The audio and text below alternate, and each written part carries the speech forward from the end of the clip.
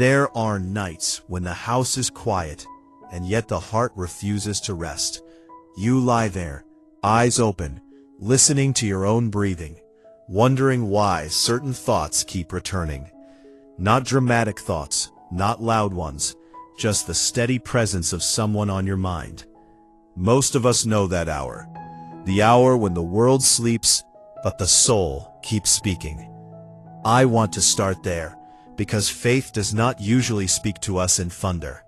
It speaks in moments like that, in the stillness where nothing is demanded of you, and yet everything inside you feels awake. There are seasons when God allows us to sit with our thoughts longer than we would like, not to torment us, but to reveal what we have been carrying without realizing it. Scripture says that the Lord searches the heart and understands every intention behind a thought. That means even the thoughts you cannot organize into words are not wasted. Some of you listening have been trying to convince yourselves that you are fine being strong all the time. You have learned how to function, how to smile, how to keep moving forward. But when night comes and no one is watching, you feel the weight of longing settle in. Not desperation, just a quiet ache for connection, understanding, and rest. The Bible never shames longing. It treats it as evidence that the heart is alive. From the Psalms to the Gospels, longing is always present before growth. Even Jesus, in his humanity, paused and asked for companionship in the garden. Not because he was weak, but because love was part of his design. If you have been wondering why certain people cross your mind without effort, hear this carefully. Thoughts are not always instructions. Sometimes they are mirrors. They show us what God is teaching us about ourselves. There is a passage that says God gives his beloved rest, even while they sleep. Rest does not always mean unconsciousness. Sometimes rest is knowing that you are seen, even when you are awake at midnight with unanswered questions. I am not here to tell you that someone else's thoughts guarantee anything. Faith does not rush outcomes. Faith grounds you where you are. What matters most is not whether someone else could sleep last night. What matters is whether you are learning to be gentle with your own heart, whether you are allowing God to tend to the places you have kept guarded. Many people confuse waiting with stagnation, but in Scripture, waiting is active. It is the space where character is shaped and discernment grows. Isaiah wrote that those who wait on the Lord renew their strength, not their circumstances, their strength. That means waiting is not about missing life. It is about being quietly rebuilt from the inside. If you have felt unseen in relationships, that does not mean you are forgettable. It may mean God is teaching you to recognize your worth without needing constant confirmation. Jesus did not entrust himself to everyone, even when crowds followed him. He knew that not all attention is alignment. Some of you are learning, slowly and sometimes painfully, that being chosen is not the same as being cherished. And God cares more about how you are loved than how quickly you are noticed. There is a proverb that says hope deferred makes the heart sick, but fulfilled desire is a tree of life. What we often miss is that God tends the tree before the fruit appears. Roots grow in hidden places. If you are in a season where nothing seems to be happening, I want you to consider this. Silence is not absence. Hidden growth is still growth. The enemy of peace is comparison. The moment you measure your timeline against someone else's, you begin to doubt God's attention to detail. But Scripture reminds us that God orders steps, not crowds. Knows how to guide individuals, not just outcomes. I have walked with many believers who thought they were being overlooked. What they were actually experiencing was preparation. Preparation feels slow because it is thorough. There are lessons that can only be learned when no one is applauding you. Patience matures in quiet places. Trust deepens when answers are delayed, but presence remains. If someone else's name has been on your heart, do not turn that into pressure. Bring it to God without expectation. Prayer is not leverage. It is release. The Apostle Paul wrote that we should present our requests to God with thanksgiving. Not after they are answered, before. Because gratitude keeps the heart from becoming entitled. Some of you are discovering that healing changes what you desire. What once felt urgent now feels optional. What once felt necessary now feels heavy. That is not loss. Discernment. When God restores your sense of worth, you stop begging for crumbs of attention. You begin to value peace more than intensity. And peace is one of the clearest signs of spiritual maturity. There is a verse that says God is near to the brokenhearted. It does not say He rushes them. It says He stays near. If you are still mending from disappointment, you are not behind. You are becoming honest. Love that lasts is built by people who have learned how to sit with themselves, who have allowed God to meet them before asking someone else to. I want to speak gently here. If you are hoping for connection, do not skip communion with God to chase companionship. Jesus said to seek first the kingdom, not as a rule, but as a safeguard, because misplaced priorities always cost more than patience. There is no shame in desire, but there is wisdom in surrender. Some of you are being taught how to listen instead of assume, how to observe instead of interpret, how to trust God's pace instead of your own urgency. The heart that is anchored does not panic when answers take time. It learns how to breathe again.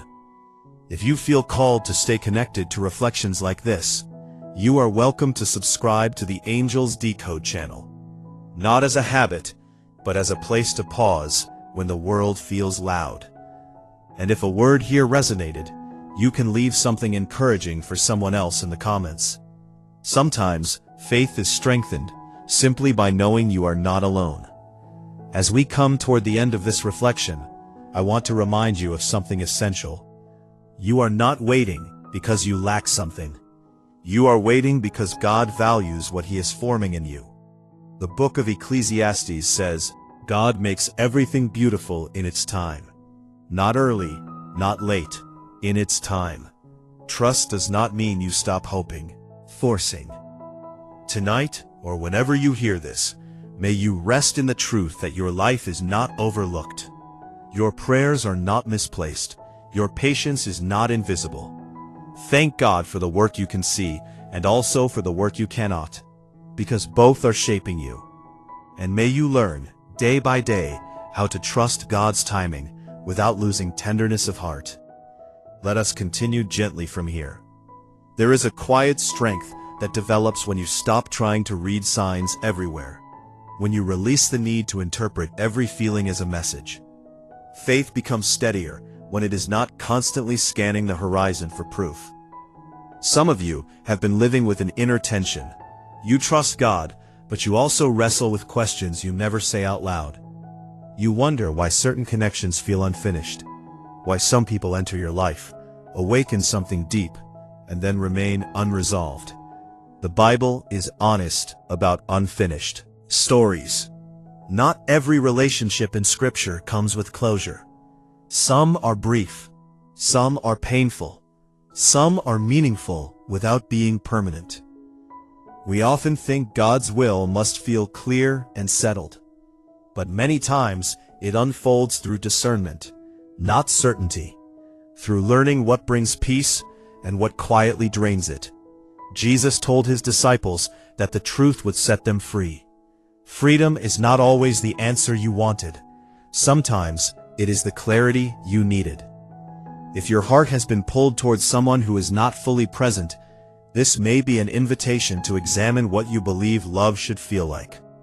God never asks you to shrink to be chosen. He never requires confusion as the price of connection. There is a difference between longing and attachment. Longing can coexist with peace. Attachment often comes with anxiety.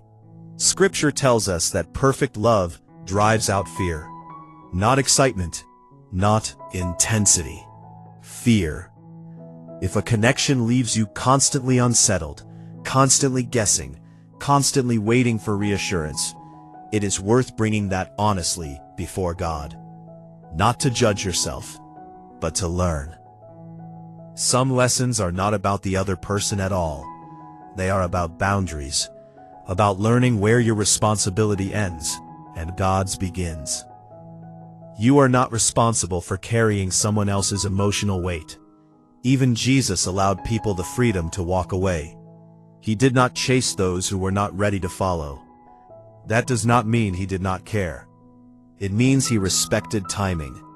Timing is one of the most misunderstood aspects of faith. We often treat it as delay, when it is actually alignment. Two hearts can be sincere and still not be ready at the same moment. The book of Proverbs reminds us that plans succeed with patience and counsel. Rushed decisions rarely reflect wisdom.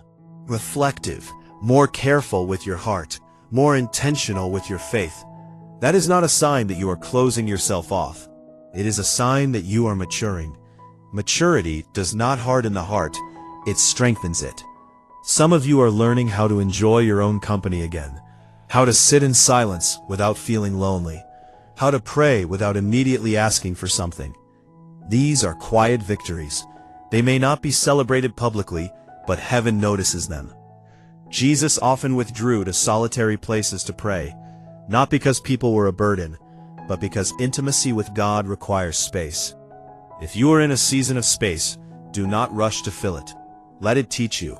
There is a kind of love that grows best when it is not forced, when it is not constantly evaluated, when it is allowed to develop naturally, under God's care rather than human control.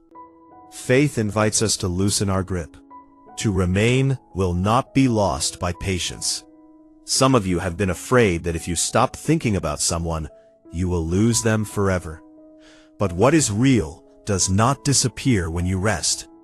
God does not require your vigilance to keep his plans intact. He asks for your trust. The psalmist wrote about committing one's way to the Lord and resting in him. Resting is an act of faith. If you are tired, that does not mean you lack belief. It means you are human. And God understands humanity more deeply than we often remember. As you move forward, I encourage you to keep your heart open, but your foundation firm. Let kindness flow, but let discernment guide. Love freely, but do not abandon wisdom to do so. If you feel led, you can share a word of peace or gratitude in the comments. Not for visibility, but for encouragement. Sometimes someone else needs to see that quiet faith still exists. And if these reflections help you, slow down and breathe. You are welcome to remain connected through the Angels Decode channel. Not as a substitute for prayer, but as a companion to it. As we come to a close, I want to leave you with this thought. Your life is not defined by who is thinking about you. It is defined by who is shaping you. God is at work in ways you cannot measure tonight, in thoughts you do not hear, in prayers you did not know were spoken. Give thanks for the peace you are learning, for the patience being formed, for the strength that is growing quietly. And trust that whatever unfolds next will come from a place of wholeness, not lack. May you rest without fear. May you wait without bitterness. And may you continue to walk forward with gratitude, trusting God's timing, one step at a time.